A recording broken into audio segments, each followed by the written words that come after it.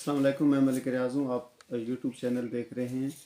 तो बात हो रही है सूरतुल कहफ में जो हज़रत मूसा अलैहिस्सलाम और हज़रत खिज़र अलैहिस्सलाम का वाक़या बयान किया गया है, उसकी थोड़ी सी डिटेल में मैं बात करता हूँ कि पहले हिस्से की डिस्कशन हो चुकी है, पहले हिस्से के ऊपर बात हो चुकी है कि कैसे हज़रत मूसा अलैहिस्सलाम हज़रत खिज़र अलैहिस्सलाम के साथ उनकी मुलाकात हुई।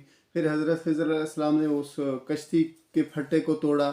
उसके बाद फिर इस पे भी हज़रत मूसा अलैहिस्सलाम ने एतराज़ किया। उसके बाद एक बच्चे को हज़रत मूसा अलैहिस्सलाम ने कत्ल किया, हज़रत खिज़र अलैहिस्सलाम ने कत्ल किया। इस पे भी हज़रत मूसा अलैहिस्सलाम ने कहा आपने इतने खूबसूरत बच्चे को क्यों कत्ल कर दिया।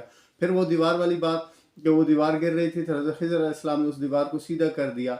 इस पर भी हज़रत मूसा अलैहिस्सलाम ने जब एतराज़ किया तो वो तीनों शराइत जो थी, वो हुज्जत जो थी वो पूरी हुई। तो हज़रत खिज़र अलैहिस्सलाम ने कहा अब हमारे रास्ते जुदा हैं, लेकिन मैं तीनों राज़ों के ऊपर पर्दा उठाता हूँ। पहली बात मैंने क्यों की कि वो कश्ती का फट्टा मैंने क्यों तोड़ा था, उस कश्ती को मैंने क्यों नुकसान पहुंचाया था। वो इसलिए मैंने नुकसान पहुंचाया था, उसके अंदर ऐब इसलिए डाल दिया था कि जो ही कश्तियाँ किनारे पे लग रही थी तो उधर एक बहुत ही जालिम हुक्मरान बैठा हुआ था उस इलाके का, वो लोगों की कश्तियों को लूट रहा था। तो ये क्योंकि ऐबदार हो गई थी इसलिए उसने इसके ऊपर नज़र ही नहीं पड़ी। और ये जो कश्ती है ये दो गरीब बच्चों की थी, उनकी रोज़ी रोटी जो थी, उनका जो घर का चूल्हा था वो इसी की आमदन से जलता था। इसलिए हमने इसको ऐबदार किया ताकि वो इसको लूटने से जो है ना, लूटने से ये महफूज रहे। अब वो थोड़ा सा इसके ऊपर खर्चा करके इसको मुरम्मत कर देंगे।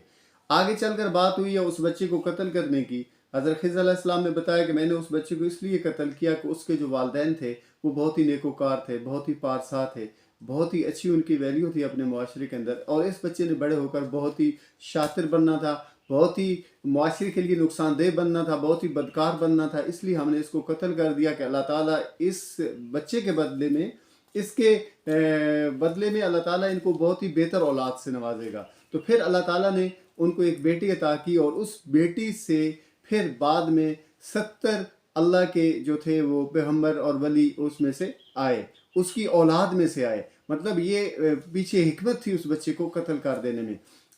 आगे चलकर उस दीवार की बात होती है कि उस दीवार को गिर रही थी तो हज़रत खिज़र अलैहिस्सलाम ने दोबारा क्यों से उसको दुरुस्त किया, उसकी मरम्मत क्यों की। तो वो बताया कि इस दीवार के अंदर एक ख़जाना छुपा हुआ था और वो मालिक जो थे उसके, वो बच्चे थे छोटे छोटे, और वो उनका बाप जो था इस दुनिया से चला गया था। वो बहुत ही नेकोकार उनका वालिद था और ये जो बच्चे थे अभी बहुत छोटे थे। अगर वो ख़जाना या तो ज़ाहिर हो जाता तो लोग उठा कर ले जाते, उनको कुछ हाथ ना आता, और अगर उनको वो मिल भी जाता तो वो बहुत ही छोटी उम्र में थे तो वो उसका गलत इस्तेमाल करते, वो उसको ज़ाया कर देते।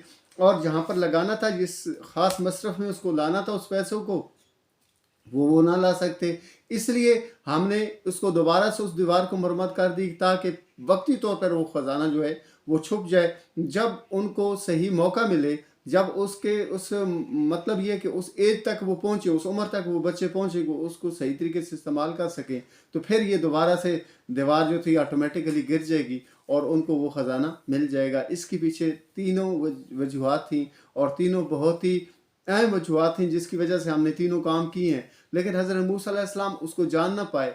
और ये वो इल्म है, ये वो हकीकत है जो अल्लाह ताला अपने ख़ास बंदों के ऊपर अयां करता है। इसी को जो है इल्म ख़ास और इल्म लदुन्नी भी कहा जाता है। तो अगर हम बात करें ओवरऑल पाकिस्तान के हवाले से, तो पाकिस्तान को भी अल्लाह ताला ने बहुत ही कीमती और बहुत ही ज़बरदस्त किस्म के ख़जानों से जो है ना वो नवाजा हुआ है। लेकिन वजह ये है कि ये जो कौम है अभी पूरी बलूगत में नहीं पहुंची, अभी उस तरीके से नहीं पहुंची कि अल्लाह ताला की जी खुदादाद जो नियमतें इस मुल्क के अंदर मौजूद हैं उसको वो अच्छे तरीके से इस्तेमाल कर सकें। इसके ऊपर बड़े बड़े पहाड़ अल्लाह ताला ने जो है ना वो खड़े कर दिए हैं और बहुत ही बड़े बड़े गारों के अंदर उन ख़जानों को अल्लाह ताला ने छुपा के रखा हुआ है। क्योंकि अल्लाह ताला जानता है कि इस कौम की जो माजी था वो बहुत ताबनाक था और इसका फ्यूचर भी बहुत ताबनाक है, इसके आने वाला वक्त भी बहुत ताबनाक है। इसके माजी में तो बहुत ही अजीम किस्म के लोग हो गुजरे हैं, जिनमें ख्वाजा मोइनुद्दीन चिश्ती रहमतुल्लाह अलैह की बात कर लें,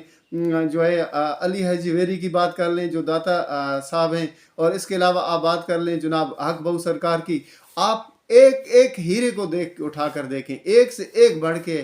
तो अल्लाह ताला कहता है जी कि आपके बाप दादा जो हैं, आपके जो अब्बा व अजदार हैं, वो बहुत ही खूबसूरत किस्म के इंसान थे। उन्होंने اپنی تمام اپنے علاقے کے لوگوں کو اللہ کے ساتھ جوڑا، اللہ کے محبوب کے ساتھ جوڑا. تو جب ایسے لوگ دوبارہ اس ملک کے اندر آ جائیں گے جو اللہ کے لوگوں کو، اللہ کی مخلوق کو اللہ کے ساتھ جوڑیں گے، اللہ کے ساتھ ان کے روابط کو مضبوط کریں گے، تو پھر اللہ تعالیٰ جو ہے اس ملک کے خزانوں کو جو ہے نا وہ دوبارہ سے اس قوم کو واپس کر دے گا. کیونکہ یہ قوم تو جو ہے نا، یہ ملک تو جو ہے نا وہ اللہ کے نام پہ بنے، اللہ کے محبوب کے نام پہ بنے. پاکستان کا مطلب کیا؟ لا الہ الا اللہ. اب لا الہ الا اللہ جو ہے یہ قائم رہے گا قیامت تک. یہ سوال ہی نہیں پیدا ہوتا کہ اس کو کچھ ہو جائے، یہ ہو ہی نہیں سکتا. یہ انشاءاللہ تعالیٰ دوبارہ سے دنیا کے نقشے کے اوپر خوبصورت طرح سے تابناک طریقے سے ابھرے گا، اور ایسا ابھرے گا کہ پوری دنیا جو ہے نا اس کو دیکھنے کے لیے آیا کرے گی انشاءاللہ تعالیٰ.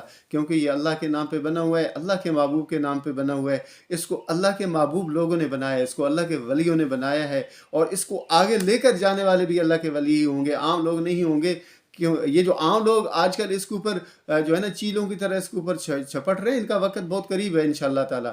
تو میری اللہ تعالیٰ سے دعا ہے کہ ہمارے اس ملک پاکستان کی اللہ تعالیٰ خیر فرمائے، اس کو دن دگنی اور رات چگنی ترقی عطا فرمائے.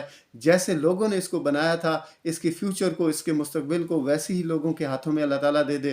اللہ اس چیز کے اوپر قادر ہے. میری آپ سب سے گزارش ہے، جو لوگ میری اس ویڈیو کو دیکھ رہے ہیں، کہ حضور نبی مکرم صلی اللہ علیہ وآلہ وسلم کی زندگی کو، آپ صلی اللہ علیہ وسلم کی محبت کو اپنے دل کے اندر لے کے آئیں. میری آپ سے گزارش ہے کہ حضور نبی مکرم صلی اللہ علیہ وآلہ وسلم کی ذات پاک پر درود و سلام کا نذرانہ پیش کر دیں. شکریہ.